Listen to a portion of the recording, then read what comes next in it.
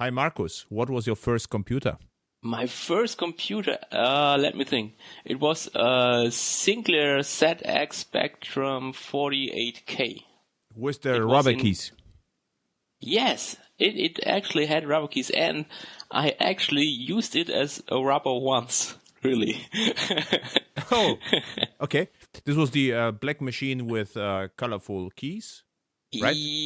Let me think. Yes, it was a black machine. Yeah. Right. Yeah. And you had commands. You had commands printed on them in different colors, and if you press the key, you always got a complete command. It exactly. was really cool. What was run? What was run? I think if you pressed the R, you had the run key. Yeah, exactly. Run. I forgot the load. Probably L. But this is really surprised me. So R was run and L was I think load from dataset something. Yeah. I could not swear on that, but I think from my belly it's L. Yeah. If I should do it today, I would press L. Yeah, of today's of course. So what you did? Why you got the machine? Oh, why I got the machine? Actually, I didn't get it. I grabbed it.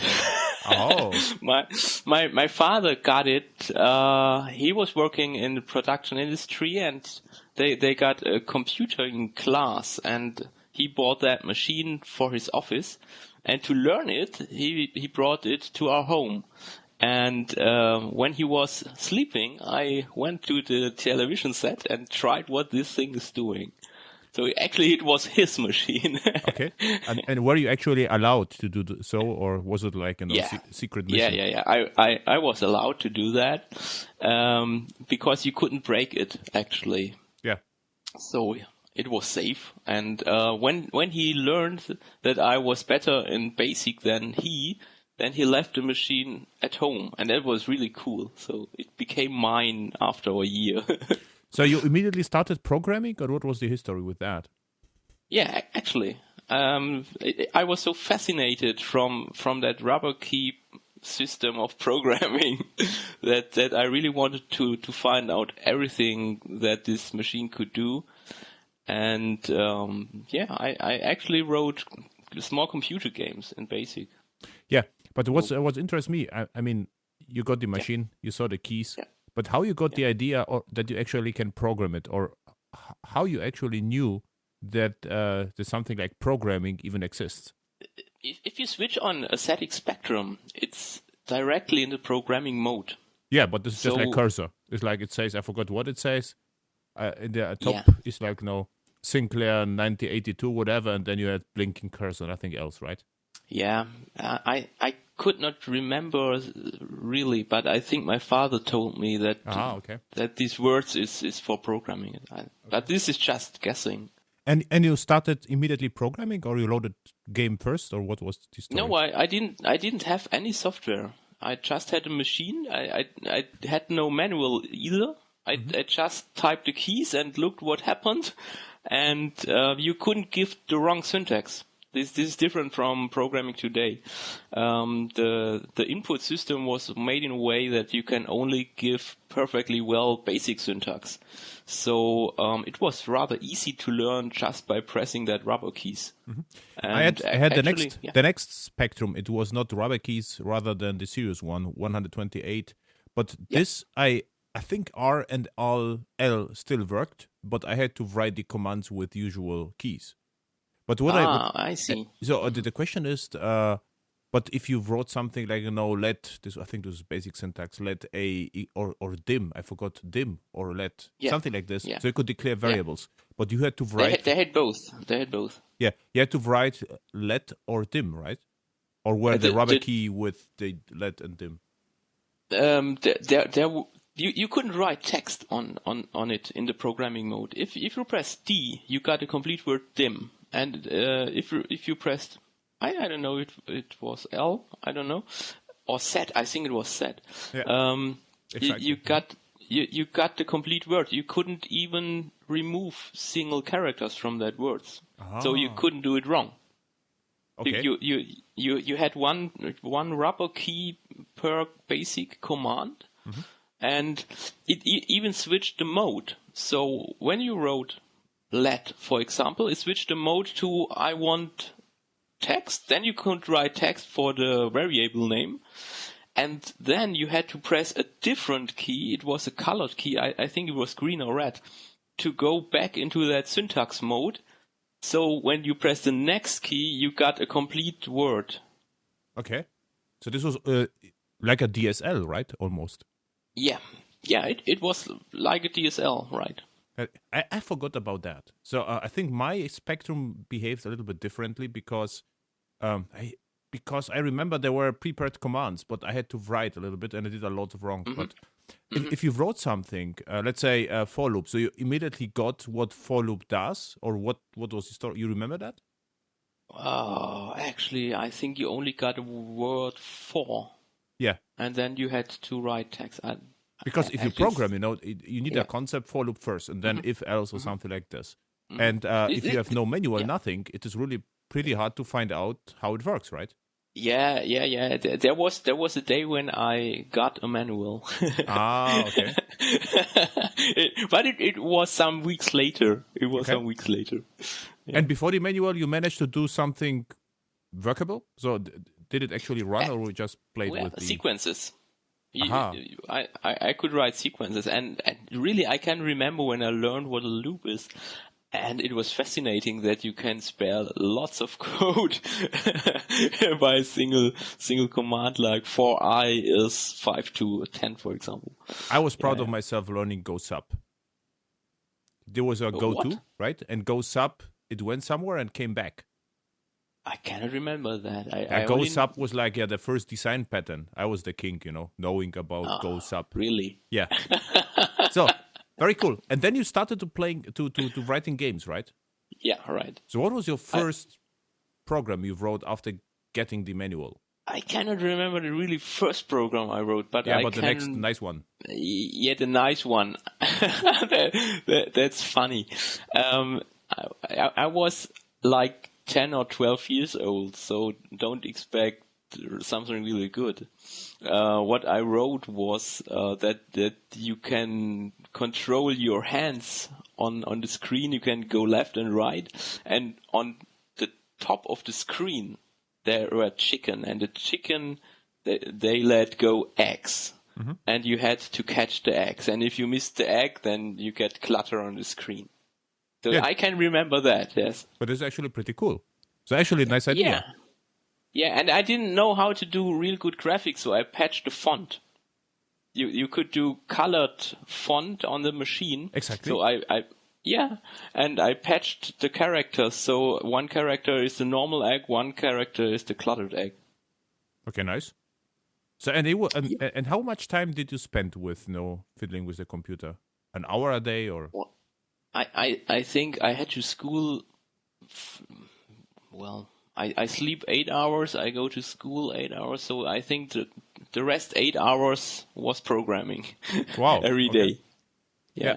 It was my sole hobby. Yeah. And this is amazing. And you were 12? 10 or 12, yes. So then I think with 13, you could write already serious stuff, right? Actually, I started my own business when I was 14. I didn't know that. Yeah, what was it? These people do. It had to do with production machinery. Even more impressive. It was a software for managing the source code of the production machines. You wrote basically Git. No, I just wrote something that is able to route text files from disk to serial port and vice versa on the Commodore PAD 4004. So this was the first thing I wrote for commercial use, and my income was 100 Deutschmarks. And I was so cool, so glad to really get Deutschmarks for writing some source code. It felt really good. Mm-hmm. So it was really impressive. It needed me about 8 hours to write the program. Yeah. So you were way better than me. I think with 13, I worked a whole day in the wood industry, and I earned, I think, 60 Deutschmarks. So I would be, and I also had a computer, but I had no business with computers, So you were better off than me. Well, I didn't say that after this 100 Deutschmarks I ever made money again. It needed 20 years or so. Okay. So 2 days of my work paid off then, right? So yeah, that's the point. Okay, cool. And the Commodore you had, I think I had Commodore. It was the predecessor of C64. I forgot. It was like VIC something. Could it be 16K Commodore? And your was more serious machine. I don't know your pet Commodore. What was it? Is it better than C64 or was it one before C64? It was different. It was different. Okay. It was different. It was developed after the C64. It was more powerful. Okay. But it had no colors at all. Okay. It was a competitor to the first PC. Okay. But totally closed system. So you had to buy everything from Commodore. Mm-hmm. It was a huge machine with a steel case with huge keys to Taiwan, totally different from the C64. Okay. And he had a better basic dialect. You had more commands that you can give, but you had no commands for graphics or something. It was text only. Okay. It was just for moving files around. So, and you sold your software to your dad, right? Right. No, not to my dad, but to his dad. To his boss. To his boss. To his boss, okay. Yeah. And, and then you have to sign the contract that you're not allowed to sell it again to the competitor. So this was your problem, probably, right? well, I should have done this. The whole story is there were professional systems that could do that file moving already directly from the machine vendors, and they wanted 10,000 Deutschmarks for the same program. Oh. Because there was a monopoly. Mm-hmm. So you can use it or you have nothing. And that's why they were so glad to have something different. Okay. But I mean, 100 Deutschmark is not a great business, I have to tell you. No, I think so. I learned that 100 Deutschmarks is not much money, but as a child, you have no reference. So yeah, no, this is perfect. This is really perfect. Yeah. So, and you stick with serious programs, or have you kept, you went back to gaming, or what you did next? So I'm really curious now. Well, I was as a hobby programmer for games for several years. I actually had a Commodore 64 for some years and wrote programs for that with real graphics and with colors. Okay. But let me think. What came next? Yes, I went to high school, and in high school, in that time, my parents started their own business, and they bought a real PC. I think it was an XT or something, or 386. I can't remember, and it was a shock. It had no graphics. It was widescreen with black text, and you had to learn BASIC from scratch again. It was a completely different dialect. And I first wrote some business applications, some factoring applications in BASIC, Microsoft BASIC 6, I think. And in high school, at that time in high school, I learned Turbo Pascal. And Turbo Pascal was a real step forward because you could use it to write graphical UIs. So I wrote small business applications in Turbo Pascal. And after high school, I came to German Army, to Luftwaffe. Oh, and there I had a completely different job. So you were Luftwaffe is like Top Gun, translated to. No, not really. Air Force. I hope that. I hope that when. They always told me it's German Air Force, but it's completely different. It's just the name. What we had to do actually had to do with data transfer from radar stations to nuclear rockets. So there was an internet before the internet, So the private part of the internet, this was ours, and we used it to control where to shoot our atomic rockets that were located some kilometers beside where I lived. So this was my time directly after the Cold War, and it had to do with computers, but I was not a programmer. I had a different job there. Okay. And after that, I didn't know what to do. So what you did then? You just calibrated the rocket, or what was your job? No, actually, it's kind of ridiculous. The airport where I was located had the job to control the air traffic and to control the data traffic between the radar stations and the rockets. And my particular job in the first time was just to keep people out of that. And later, my job was to serve. So I was a waiter, actually, on that airport. Okay. It was nice. I had some guests which were like ministers and that. So it was a nice time. But it has nothing to do with programming. Okay. So.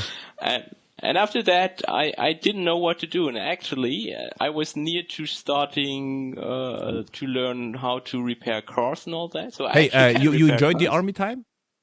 Yeah, really. I enjoyed that. So now the question. Now a serious question to you. Do you know the ZDV 32011, I think? From the name. Zentrale Dienstvorschrift. Yeah. I can remember that there were things like that, but I totally forgot all of them. Yeah. This was my way to hack a little bit the system. So this is like we had to learn, a theory. And this was like in the army. There was like a manual, what to do, if you are in the wild. Mm-hmm. And the ZDV 320, it was funny for me because there were best practices like this. If you reach the river and you have to cross the river, if the water reach your mouth, you have automatically start with your swimming procedure. Yeah. I heard about that. Yeah, and I found that, and I learned that, and I learned it completely from memory. So I knew exactly, but only the funny things. And the next one was, if you climb up the tree, if you reach, the peak, you have to stop. So I learned this, and if we were somewhere, I went, to my boss and say, look, this is the river. If we reach, if the watermark reaches my mouth, I will automatically, start swimming. And he couldn't do nothing about that because it was the official rule from the army, And if we were in the forest, I say, look, this is a tree. If I will climb up, if I will now reach the peak, I will stop climbing. And they couldn't do nothing against that because it was the official way. So this is like, this was, I really enjoyed the army, I have to say. So I try, to hack the system. And they could do nothing against that. This was the funny stuff. Yeah. I heard about that ZDV, but I never read it my own. So the first day I read it. Someone mentioned that. So ZDV, and they want to know, they told like, you have to know ZDV. I was like, where is it? And they say, we don't know. It's like, if you tell about it, I would like to learn. I'm a good soldier. So, okay, then they gave me the book. And I look at Wikipedia. The book is classified, actually. Really? Yeah. I was really curious so I went to Wikipedia and searched for the ZDV, and this was like, So I revealed, now top secret army stuff to the audience. So we have to cut this from. Yeah. Because now the enemies know how to cross the river. Yeah.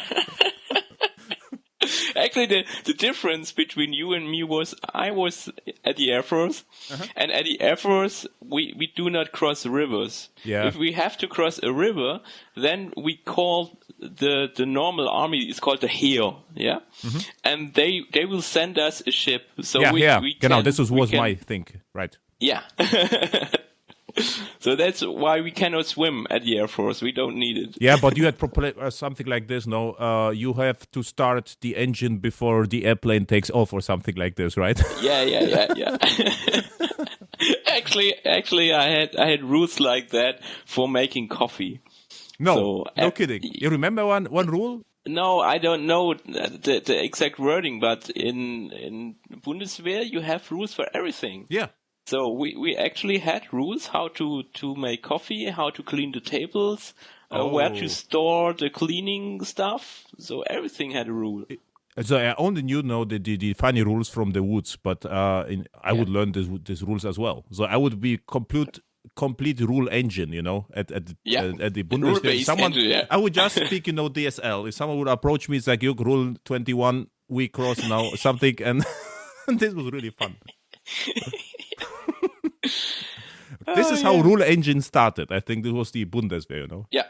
It was invented directly for them. Yeah, very good. So after the army, you started what? I didn't know what to do with my life. Oh, like I don't know why, but I nearly was about to start learning repair cars, so I can repair some parts of my part. But my parents told me that maybe it would be a better idea to start studying informatics. Yeah. So together with a fellow colleague of mine, which is sitting directly 2 meters from here, hi Georg, I went to informatics class, and then I noticed that we know already everything they want to tell us. Okay, So and where was it? It was Which funny, university but a little was bit boring. It doesn't exist anymore, I think. Yeah, but where? Where was it? In Germany? Where? In Böblingen. Ah, okay. So it was Böblingen, so it was an IBM shop, basically, I guess, right? Yeah. Okay. Yeah, actually, I don't know the exact story, but if I remember it correctly, it started as a school for IBM and Hewlett-Packard and something like that. So they needed staff in the 70s.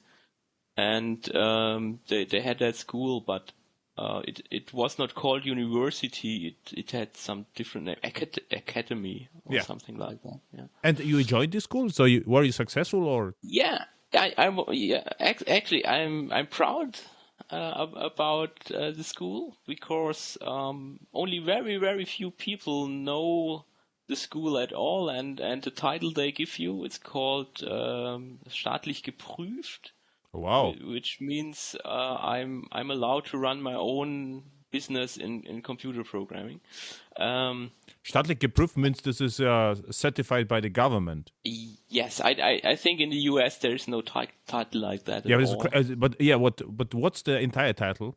I'm just curious. Staatlich geprüfter Informatiker. Wow. This is you are a computer engineer certified by the government. Yeah, that's a different. In Germany, the government can certify things, and you can go to university, which is something different. Yeah. Because you're not certified by state, you're certified by your professors. So that's a difference because. So I'm even worse because I was not at the university. I was at the University of Applied Science, so Fachhochschule. Yeah. So I think I'm not certified by anyone, I guess. Yeah, you are certified, actually. By whom? By the professor as well, you mean? Yeah. Okay. It's the same like with normal universities. Otherwise, because you are certified, probably you could certify me now, No? No. I cannot certify anybody. Yeah, we have no problem right now. Okay, so you are certified by the government, and I'm certified 2 levels lower by my professor.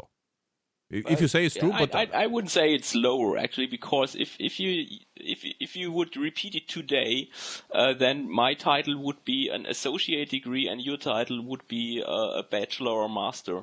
Oh. So actually, my title is less worth. No, but back then, okay. So we have to repeat it, Marcus, and then then we are talking. Yeah. And anyway, yes, it was fun actually, and you about the success. Yes, I passed all the exams with 0 faults, and I was awarded some awards. And I actually worked as a teacher for a very short time there. So you passed all exams without, very good with 1-0 without any.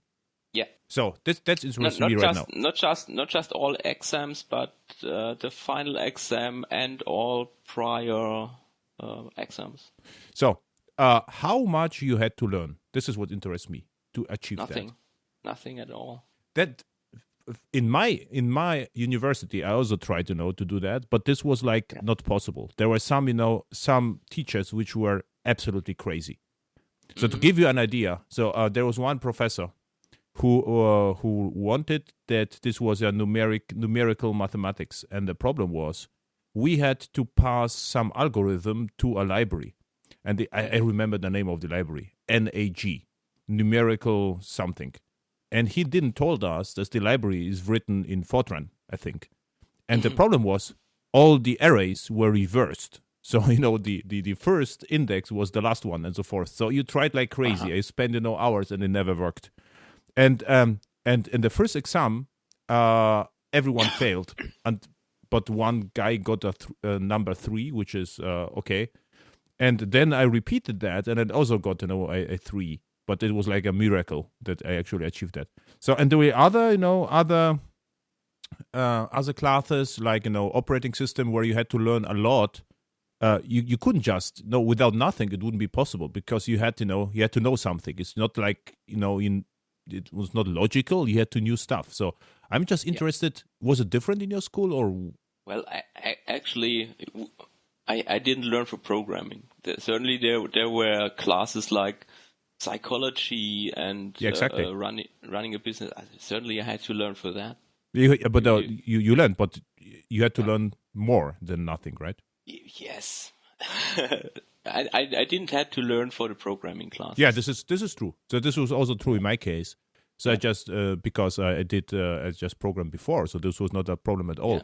The problem was in my school not the programming, it's everything around, like the business and I have physics. Mathematics was hard, so I had to really learn that. So there was no way to pass without learning, for me at least. Well, it was a bit different in our school because the high school I came from had a special train for technology. So I already had the certifications for 2 semesters of engineering and 2 semesters of physics. So I didn't have to learn mathematic things or technical things. Okay. So then I got it. So if you just focus on informatics, computer science, then I'm with you. So then it's doable. Okay, cool. So what you did after when you learned, so you still stick with BASIC and Turbo Pascal, or what was your next programming language? I had lots of computer languages. I stopped counting it a few years ago. I think I learned 20 or 25 languages. Cool. And lots of assembler dialects.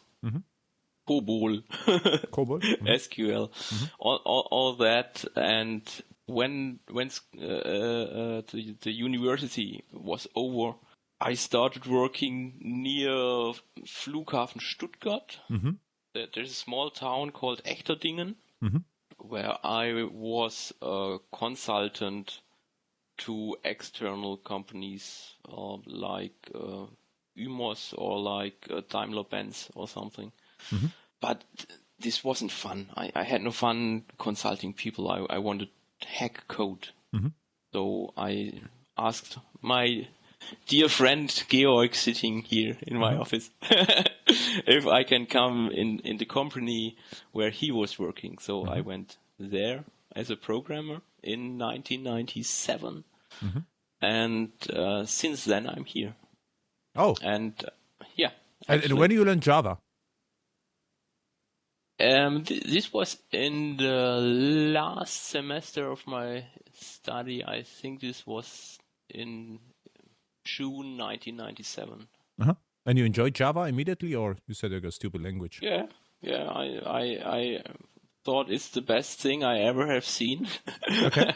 And we actually convinced our boss to do Java here in the company in 2000 or 2001.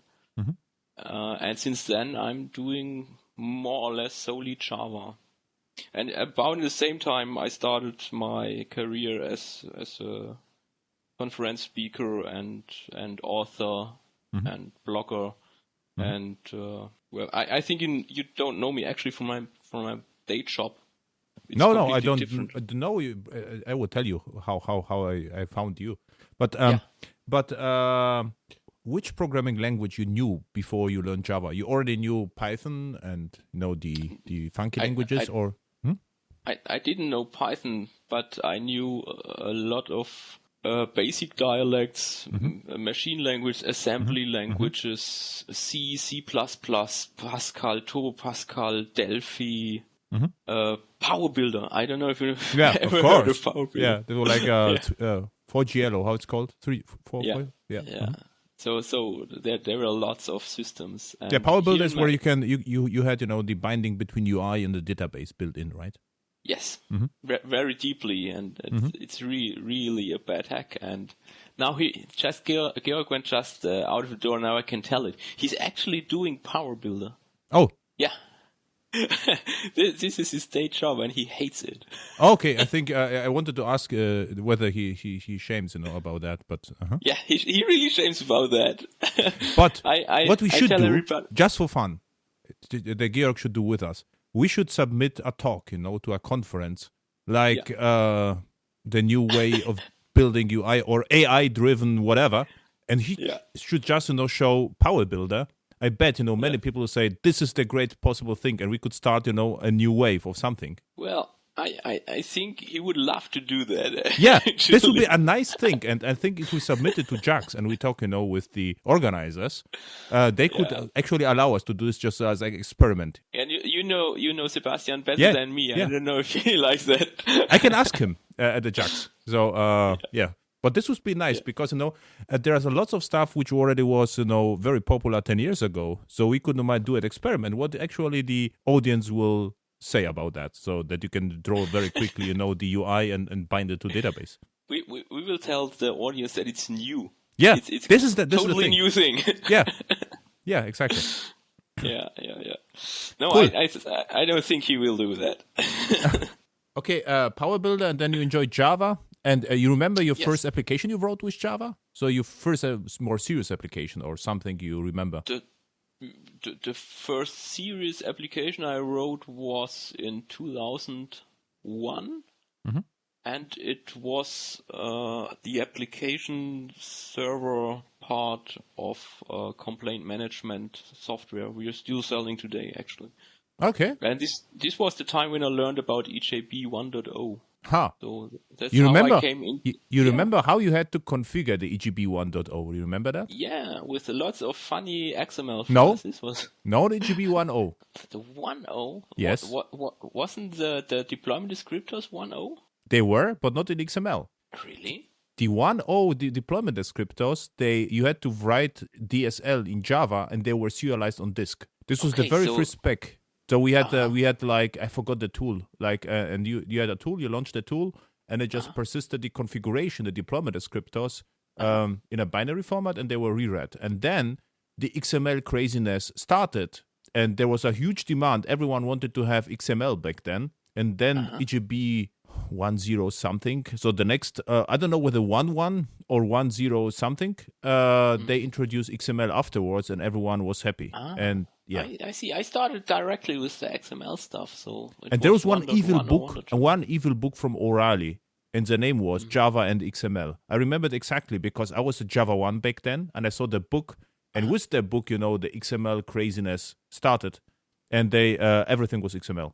And in one project, even they started in DB2. They wanted to convert the database into XML, and they were so because the table. If you look at the table, you have the data, and the table you have the metadata, right? So this is already almost like XML, so you can easily convert it back and forth. But they stored in the columns XML as well, so to have direct binding, and then they had to buy new hardware because the database blew up. I could imagine that it was totally fast and it was really fun to do it. and I was a young programmer back then. I look at that, and everyone's so convinced that this is the right thing to do, and it's like, but why? What do we get out of that? And asking the question was not very political correct in the company, and this was also my first touch with XML. But how you like the EJBs? Well, back then I liked them a lot, actually. I have to tell that we started to write an application server without EJB before. You own application server or an application? Yes. Uh-huh. Yes, we started to write the application server itself. And we stopped that when we saw there is something like EJB. Okay. Oh, okay. I got you. Mm-hmm.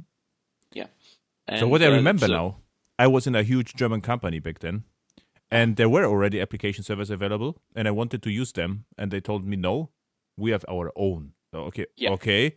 And I forgot the name, and we have to use it because it's our own. So, okay, and how to use it? So we don't know, but the guy who implemented this is there in the office, and I can ask him. So I went to the guy, and I asked him, no, we need probably stateful session beans. They're not supported. So, okay. And there was 20 questions. Nothing was supported except stateless session beans. So it was a huge amount of work, and then you get hello world on screen. And this was the EJB Java guru at the company back then. Okay. This was also fun. I forgot the name of the server, so I will have to remember that, because I always mention that that you can also implement an application server if you have nothing to do, but usually you should use one. Yeah. Cool. Which server you used back then? We started with Borland. Oh, what's the name? It was from Borland. Borland Enterprise Server. Enterprise Application Server. Yeah, Enterprise, exactly. Mm-hmm. Yeah, and we wrote the application on that, which was rather funny. And then we learned they want 10,000 Deutschmarks per core from our customers, and our customers said no, we don't want to pay such a lot of money. So we searched for a solution, and after some search we came across what was the name? Jonas. It was Jonas, yeah. Jonas application server, which was open source and was free. So we used that and shipped Jonas to hundreds of companies worldwide, and I became a contributor for Jonas in the early days. Oh, okay. And that's why I came to open source. So it's actually a funny story. Interesting story. So I wrote some features for the Jonas server in 2002 or something, and it was unstable. So your features, or after you committed the features? Oh no, only my features. Yeah. No, the early days of Jonas was really a big instability. So we went later than to Glassfish, which was pretty new. In that days. And with Jonas, I got around 2003, 2004, probably some assignments because of stability. And I remember there was something like German Rewe or Aldi or something like that. Yeah. And they had a problem with that like the EJBs they had memory leak in the EJB pooling, as far as I remember. And we fixed that. Too. Yeah. Yeah. Oh, you fixed that. Or we fixed that, without committing. Back then, for me, I thought it is impossible for me, to commit something back. So for me, it was like they will never accept, my contribution, because they are like, the gods of programming are in the open source world. I'm just a consultant. So this was like never even thinking about committing back, I would say. I see. I learned from the Jonas team the openness of the process, and this was really fun, actually. But Jonas is French, right? Yeah. I was a couple of years ago at the JAC in France, and Jonas was very popular still because they had French documentation. Yes, that's the sole point. They have French documentation. You understand French? Very, very small bit. Okay. So yeah. I cannot speak more than I want a pizza or something. Yeah, I only can spell bien, which is good, but nothing else. Yeah. And And Jonas is still alive? Yeah, Jonas actually is still alive, and I learned a good friend in the Jonas times. He's from Austria, and I met him last Christmas, and he told me his business still runs on Jonas. Cool. And he will not go away from that. So actually, some people are happy with that. Yeah. But for my business, it was not stable enough. So I went to Glassfish. Okay. And the Glassfish team was even more friendly and open. That was really great to work with them in the early days, in the Sundays. And I contributed, I wouldn't say a lot, but some features to Glassfish, particularly to the Eclipse, what's the name? Link. Eclipse Top Link. Eclipse Link. Eclipse Link, right. It was Oracle Top Link back then, and it became Eclipse Link, and I contributed some parts of the JaxRS part. Jersey. And Glassfish people were really extremely friendly. So what I remember is there were the admin console in Glassfish 1. And there was a feature like, it is I think still available, where you can visualize the monitoring. So I was always into monitoring and monitoring applications because I had to run serious applications, and without monitoring, it was for me unthinkable to run something. So I never got Tomcat, because if you have Tomcat, either you write the whole monitoring by yourself, and no one did it. It was like a black hole for me. But with the Glassfish, there's like something like Flow. I forgot that, and I wrote an email on someone, and I immediately got a response from the committer. And I know the guy still is Harpreet was his name, and he's now manager and something else, and he was extremely friendly. It's like, hey, cool, this good idea. You could do this and this. And then I just like, okay, this is really nice team. I expected, so like, read the manual first. So this was my expectation, but it was completely different. And what I really like in Glassfish was the admin console, actually, and not on the concept that the admin console, the XML and the command line interface, you can manage, the same thing. So this is what I liked. Yeah. And this is how I met you, because what you did back then, you posted from time to time, or you were reposted at java.net. This was like, and I found Marcus Kark, and Marcus Kark, but I thought you are from USA. I would never thought, that you are from Germany, actually. Why do you think I was from USA? I don't know. Because there are almost no Germans, right? In the Java space. But actually, there were several. I met several Germans in that space, but mostly on the user side. Actually. Yeah, exactly. But they never saw. Yeah. So there were lots of users, but there was no one who wrote a blog post or something. Early then, it was really rare to find someone. Yeah. So whatever I read was from USA, actually, right? Yeah, that's true. That's true, right? Yeah, and that's how I came to JaxRS, because I wanted to write for our business here from my day job an extension to Jersey, and I was told that the API I'm using is just Jersey specific, and they are preparing a specification for a standard. And they asked me to use that standard, so I checked JaxRS 0.1 or something, and gave input to JaxRS, and then they asked me whether I want to become part of the expert group, because what I was doing with JaxRS was a bit different from what they are doing, and they thought it's a good idea to have this second view on their specification, and that's how I became an expert group member. Yeah, this is this is what the story about Ivory Towers. What I hear now, the spec is it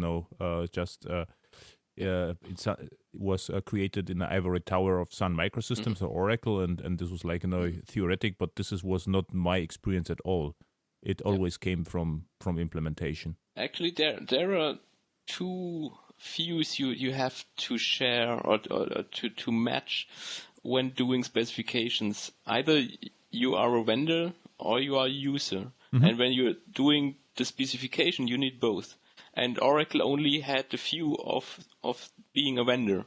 Yeah. So they were really glad to have the view of a user, particularly from what I was doing, because I needed to write extensions to JaxRS. Yeah, and this is what I remember. This was your fights on the list with Oracle or Sun, what I remember exactly was the discussion about caching. So you wanted to have client-side caching. Yes. You remember that? Yes, I remember that. and the Oracle or Sun, I forgot actually.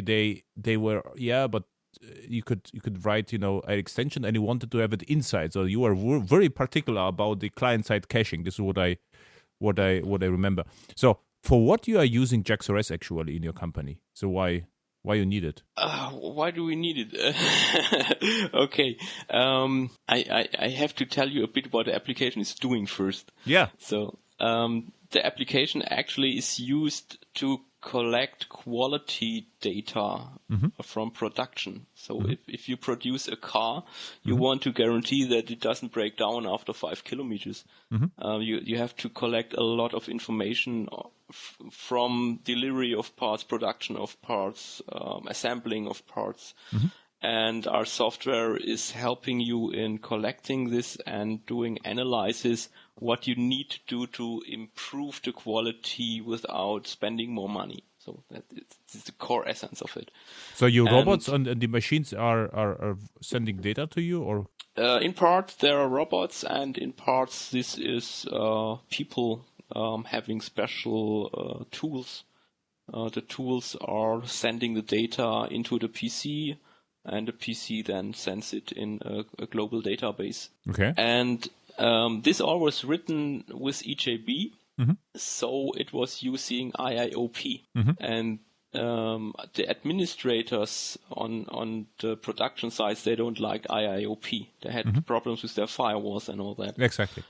So what you probably already did it, right? So you had to hack the IOP protocol to send, I'm still alive ping messages. Yeah. Okay. Okay. So we wanted to get rid of IIOP, and we started to play with different protocols. And the funny thing is, the first protocol we tried was CIFS. So CIFS was Microsoft specific back then, so we didn't really want to do that either. So next thing we tried was FTP, but it was not the best choice. And the next we came across was Webdav. Exactly. And Webdav had the thing that you could bind it into your local client file system. So you see files. And on the other side, it is HTTP, so you don't have a problem with your firewall. So what I actually wrote was a Webdav implementation for Jersey, which allows you to share files between the production machines, which actually still, until today, work with files, not with HTTP. So we grabbed that files, put it on a virtual file system, which is Webdav, and this uploads it to an application server as a put request or post request. This was in 2006 when we did that. And when we had done that, we learned that it might be a good idea to have a client software directly on the machine, which does a normal REST. So we learned what REST is. So we used Jersey before REST, actually. And then we wrote client-side software in Java to do the data uploads. So, and this is why we use REST and HTTP in our application. So I was fascinated by Webdav actually, and what I wanted to do always is to write, a block engine or CMS system with Webdav just for fun. But I never managed to do this because of my workload. And my question to you is it still a thing, the Webdav, or it is basically dead? No, it's basically dead. Everybody we knew is happy with REST interfaces. If they want more power, they use MQTT meanwhile. But I never heard anybody telling me I want Webdav back. We removed it someday from the software and still gone. So what you did is you extended Jersey, and then backend was still Glassfish V2, I think. And and then you migrated to Jersey with with REST, and then to JAX-RS, right? Right. Why you wanted to decouple from Jersey in your case? Why you wanted to have a spec? That's a good question. Maybe it was the history that we came from so far away from Jonas, which was unstable, and from IAS. So we had to switch the product so often. I think that was the feeling that we should not bind to a product again. Yeah, this is what you usually learn very early. So in my case, I remember there was in one project, you know the server BEA? Yes. Yeah. And you know you know Wolfgang Weigand? Yeah, sure. Yeah, he wrote BEA. Yeah, this is he works at Oracle right now. Yeah, he's a good friend. Yeah, perfect. So greetings to him. So he's an Oracle employee, but you would never think about him that he works for Oracle, right? So he's like a nice hacker guy, I would say. Really nice and polite guy. Yeah. Mm-hmm. He's really nice and polite, and I actually don't understand why he still is working for Oracle. What I think he found a nice business unit, and I mean Oracle is a great company, it's a huge company. There are different departments, Yeah, sure. This is there are no. I think all companies of a certain size are similar. I think so, yes, actually. Yeah. But meanwhile, through all the history, Oracle became my intimate foe. Okay. No, You wanted to talk about the application server. I interrupted you. No, with the Oracle thing is because it's also interesting. Just I was a huge fan of Oracle actually at the beginning because I was fascinated, by the name Oracle first. So I got this interesting name, and the databases because it was like mysterious. So there were in my world were some admins with huge shelves of Oracle books, and there was like the entire universum or ecosystem or something special, and everyone told the Oracle databases are very performant and so forth. And then I started with Java, and what I remember, Oracle also shipped a JVM, Aurora was called, to the Oracle database engine, which really fascinated me. So this is perfect because then we can run Java stored procedures in the database. So this is a great story. So I wanted to have that, and they also delivered IFS Internet File System. So there was like Java running entirely in the database, even better. And then they shipped, Java on Palm Pilot from Oracle. And I found that at the systems conference in Munich. So, and for me was Oracle like a really nice company back then.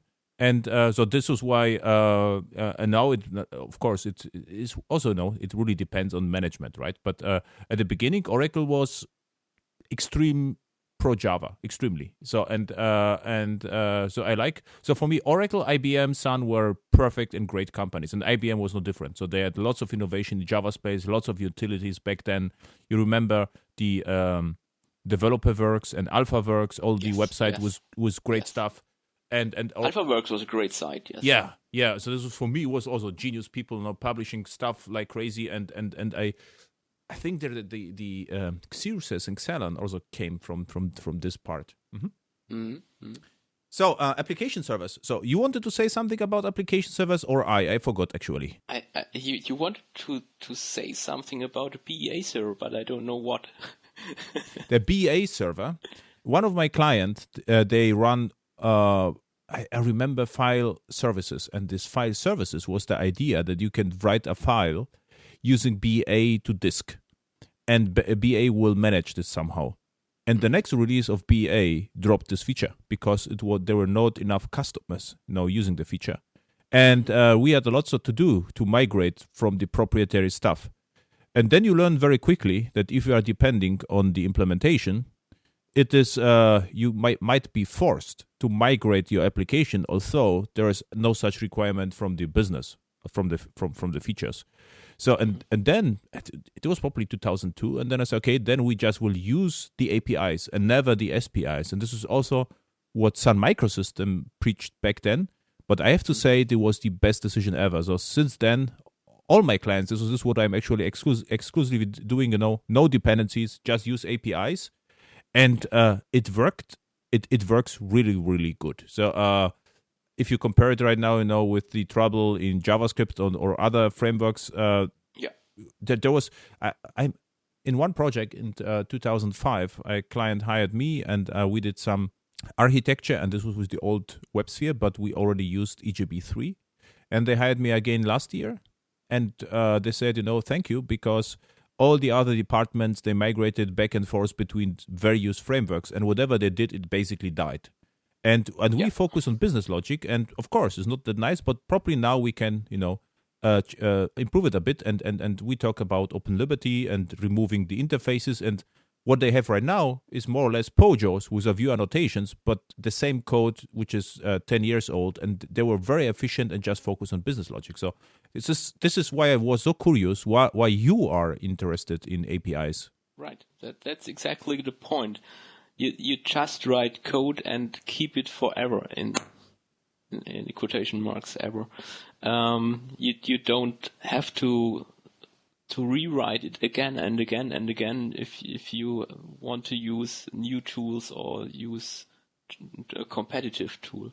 And that's my personal inspiration when I'm writing code, that I want to write code forever. I don't want to write code to throw it away. So that's why I'm deeply in specifications and norms and standards. Yeah, for me it's a little bit different. So if I write code, I don't care that much whether it's forever or not. But what I don't like is to fiddling with the implementation. To finding the best implementation before I start, I'm absolutely not interested.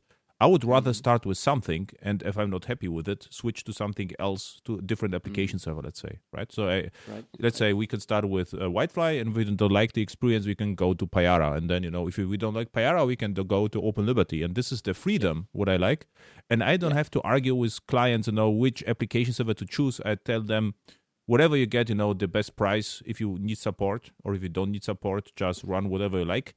Our application should run everywhere, and this is mostly true. So Eclipse Link and Hibernate are mostly compatible. Of course, there are corner cases, but it works. And if you skip the persistence, everything else is very compatible, actually. Yeah, that's true. The thing is, that application servers themselves are not so future-proof anymore. If you're looking what we're doing here, currently we have a Payara application server, and the decision to use it was made 5 years ago, and we thought, yes, now Payara is a thing, we will keep that forever. And meanwhile, we started to write microservices, and Payara stands in the way a bit. Not Payara itself, but the fact that it's a full-blown application server. So we want to write smaller applications with less boilerplate, and want to strip things we don't need. And we now notice that it's very funny to write microservices in Java SE by using the libraries directly, like Jersey, but with standard interfaces. But not using the application server. So you have to fiddle around a bit with the products, but you still have the standards in your products. And what I am missing is that we start to concentrate on the future. So we still talk about Jakarta EE application service. We need to talk about Jakarta EE, let's say 11 or 12, running in the microservice space, not on application service, but on the cloud space. And the vendors are very reluctant to do that. We have 1 hour. Now, what you should do... Really? Yeah. We should now... you should... Where the audience can find you. What is the URI? And what is your Twitter account, GitHub account, and whatever? If you want to stay updated with my personal rants, best is you go on my blog site. Just Google for head crashing informatics. Head crashing informatics. Head crashing informatics, and you will find me. My Twitter handle is head crashing. It basically is the same page but forwarded to Twitter. And what I like to do, I have not done that. What I like to do is start on YouTube, but there is no decision yet when and how and in what form. But I really look forward to do that this year. Yeah, and what I would like to do forward is to record very soon the next episode with you about Jakarta, JAX-RS, and future. Yeah, sure, why not? Okay, see you. Would be happy. Yeah, see Bye. you. Bye.